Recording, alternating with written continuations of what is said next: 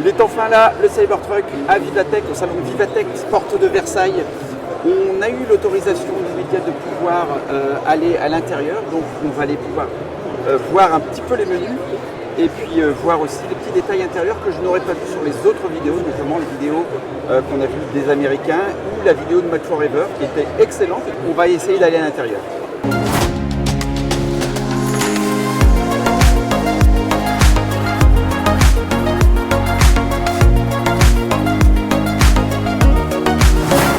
Après avoir versé les 100 $ de précommande pour ce Cybertruck, je peux enfin poser mes fesses dedans. On constate ici la structure entièrement faite en inox. Inox 30 fois laminé à froid. Les matériaux sont plutôt de qualité, même de qualité supérieure à ce que j'aurais imaginé, puisque dans la première présentation, on nous avait présenté des planches de bord en papier compressé. Ici, on distingue un premier haut-parleur sur la gauche, un deuxième qu'on verra plus tard. J'ai voulu tester aussi les pare-soleils. Alors vous voyez ici, j'ai vu une petite image, quelqu'un qui... Ah, c'est magnétique aussi, mais apparemment ça se déboîte assez facilement. C'est du clipsable, hein, c'est du Tesla. Et le petit miroir de courtoisie. C'est très quali en termes de matière, je sais pas, c'est une matière assez douce. C'est assez drôle.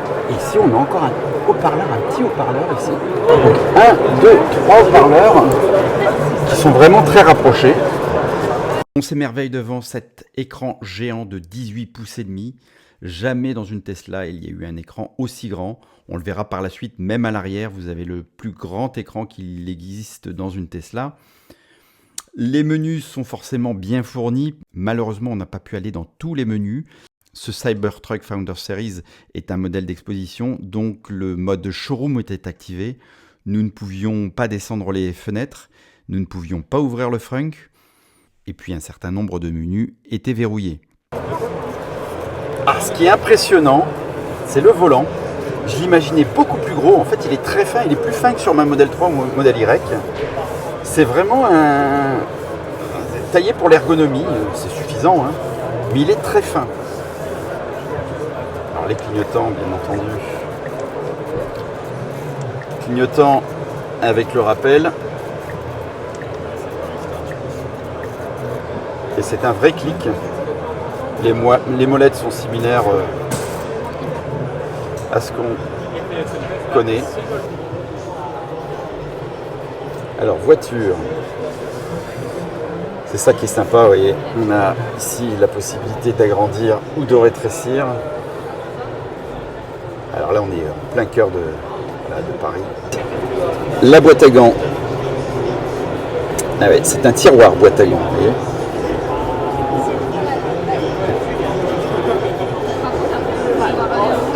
La matière est, contrairement à ce qui était annoncé au départ, hein, ça doit être du papier. Là, c'est une sorte de sky, je suppose en cuir végétal. Par contre, le dessus, c'est moussé. Le dessus est moussé, de bonne qualité aussi. Let you on the drive seat.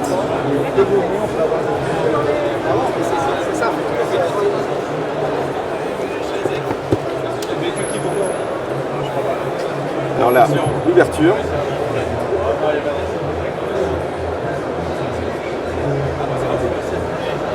On m'a ouvert. Merci Lou. Je me trouve avec Lou, qui est une argentine, qui a une chaîne Instagram. Je vous mets en description son Instagram. Elle vient spécialement d'Argentine pour Vivatech et pour voir le Cybertruck. Si vous avez suivi à l'origine, le Cybertruck devait avoir 3 places à l'avant avec un siège qui se rabat au milieu. Ils ont abandonné cette idée pour offrir une énorme console centrale avec des maxi-rangements, des éléments en caoutchouc de très bonne qualité. Vous voyez ici, le vide-poche est énorme et très profond. Il ne faut pas se tromper de sens. Le design est inspiré des courbes très taillées du Cybertruck. Et donc le porte-gobelet est à l'image de ces courbes du Cybertruck. En fait, ici c'est tactile. Ah non, ça marche quand même. Ouverture à l'arrière. Alors c'est du verre, donc bonjour les traces de doigts. Alors les sièges sont micro-perforés à l'arrière. Je ne pense pas que ce soit ventilé. Non, non, ce n'est pas ventilé. Très lumineux.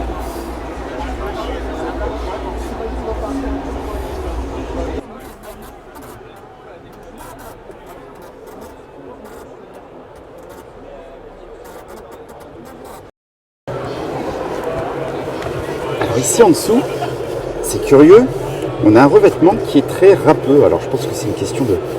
C'est peut-être... Ah, c'est un haut-parleur je pense, c'est ça. Question orientation des aérations, bon, on n'a pas la possibilité de les régler.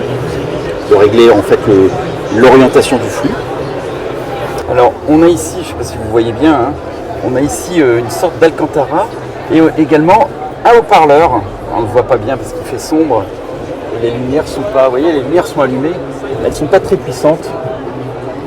Donc ça fait, bon, malgré tout vous avez deux haut-parleurs ici et je pense qu'il n'y en a pas, il y en a juste dans la portière. Même pas, il n'y en a pas dans la portière. Non, non. Donc ah si, pardon. Je me trompe, il y en a un ici, un gros. Et donc vous avez un haut-parleur ici et puis un à l'arrière. Donc je pense que le son doit être assez immersif. Et tout ça c'est du... C'est pas de l'Alcantara, mais ça il ressemble beaucoup aussi. C'est une sorte d'Alcantara. Alors ils ont mis un petit tapis de protection là, hein, mais le tapis d'origine c'est ça, hein, c'est un tapis tout temps. Un tapis de pick-up quoi, un tapis d'utilitaire. Avec une petite LED ici sous le siège du conducteur.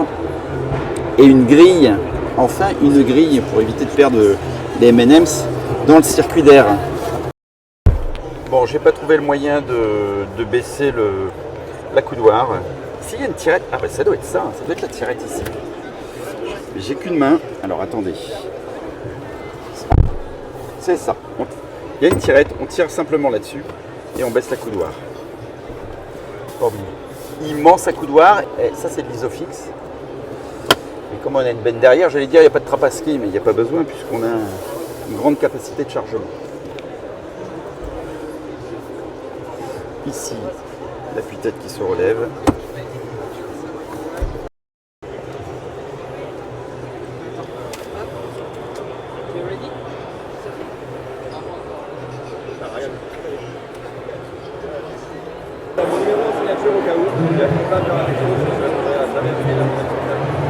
Ça va vite.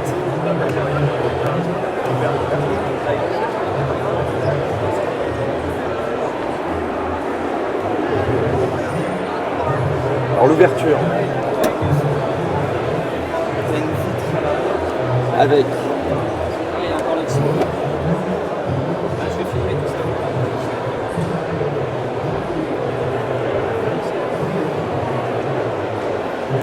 Ah, il y a un vérin. On va essayer de mettre un vérin électrique là-dessus. Oh, il y en a qui vont le faire, je pense, au bout d'un... Des bricoleurs en faisant. Qu'est-ce que c'est? Ah, c'est un cache. Un cache, c'est parti. Mieux comme ça. Ah, l'outil indispensable. Ah oui, C'est pour la bière. For beer. Beer. For beer? Yes. Yeah, sure. Yes. Really? For a spieler or whatever. Ah, c'est facile. Just close. It's very easy. Very easy. No, it's not. No. No, it's not.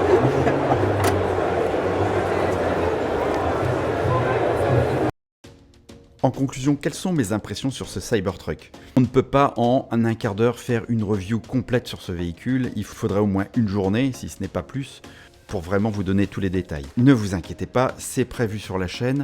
Alors vous allez me dire, mais oui, mais il ne sera jamais homologué en Europe.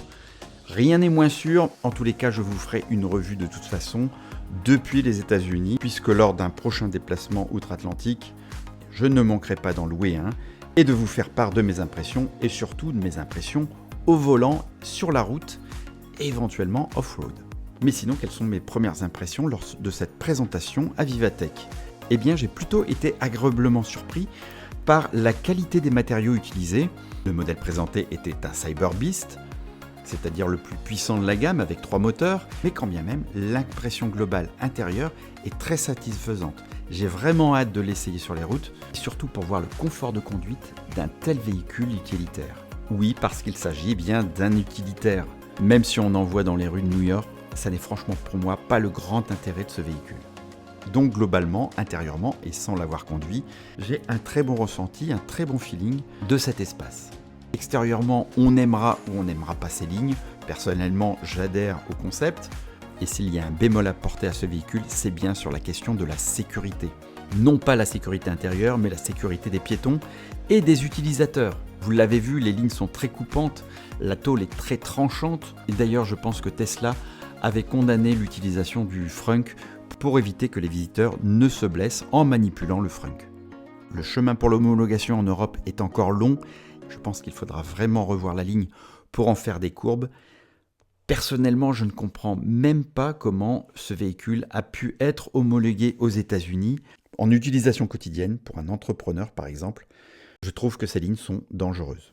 Mais c'est mon avis, je suis peut-être un petit peu trop frileux. Si vous avez aimé cette vidéo, n'hésitez pas à mettre des pouces, à vous abonner à la chaîne et pourquoi pas partager aussi cette vidéo. Plus j'ai d'abonnés et plus j'aurai d'influence vis-à-vis des constructeurs. Un grand merci à Vivatech de l'invitation, un grand merci aussi à Tesla France de m'avoir permis de rentrer dans ce véhicule et de faire cette vidéo. Et également un grand merci à vous de votre attention. Comme les cathodes de vos batteries, restez positifs. Ciao, ciao.